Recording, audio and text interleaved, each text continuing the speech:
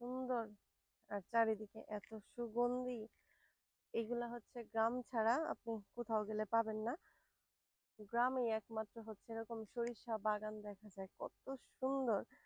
সম্পূর্ণ ভিউটা একটু নিয়ে নিয়ে আসিস, হ্যাঁ, যাতে সম্পূর্ণ দেখা যায়। প্রচুর সুন্দর। আর হচ্ছে আমি গতবার মানে গত বছরও এরকম সরিষা বাগানে গেছিলাম শুধুমাত্র এই ছবি তোলার জন্য, ভিডিও বানানোর জন্য।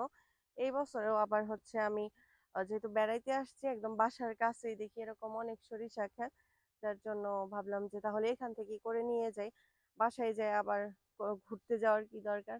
বাসার সামনে যদি থাকে তাহলে তো আর রিক্সা ভাড়া করে যাইতে বা রিক্সা ভাড়াটা আমার খরচ হয় না। অনেক সুন্দর, অনেক। আর মনে হইতেছে এনে অনেকক্ষণ বসে থাকি, কিন্তু দিন ছোট, বেশিক্ষণ দেরি করা যায় না, সূর্য একটু পরেই ডুবে যাবে। তারপরেও দিন ছোট হওয়ার কারণে হয় কি সবকিছু তাড়াতাড়ি করতে হয়।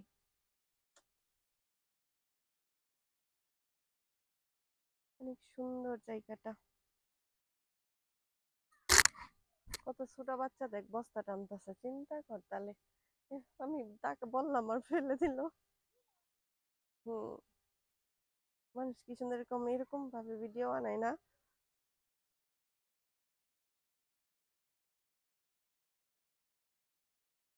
আচ্ছা, আমরা কিন্তু এই সরিষার শাকটাও খাই, তাই না? সরিষার শাকটাও মজা লাগে। তারপরে হচ্ছে অনেকে যারা শাক না বিক্রি করে তারাই তো সরিষাটাই করে না। যদি শাক বিক্রি করতো তাহলে তো এই ফুলটা হইতো না মনে হয়। আর এগুলো মোটামুটি আরো বড় হবো না? আরো বড় বড় হবো গাছগুলা।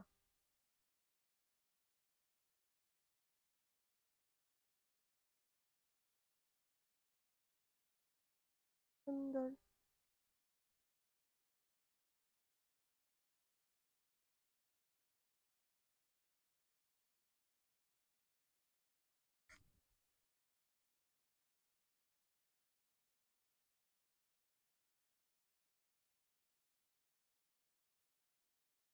এইটুকু উঠো তুমি। এইটুকু উঠতে পারো না? হুম। এদিক দিয়ে তো রাস্তা আছে, আমি তো জানি। এদিক দিয়ে অনেক চিকন, তুমি যাইতে পারবা না।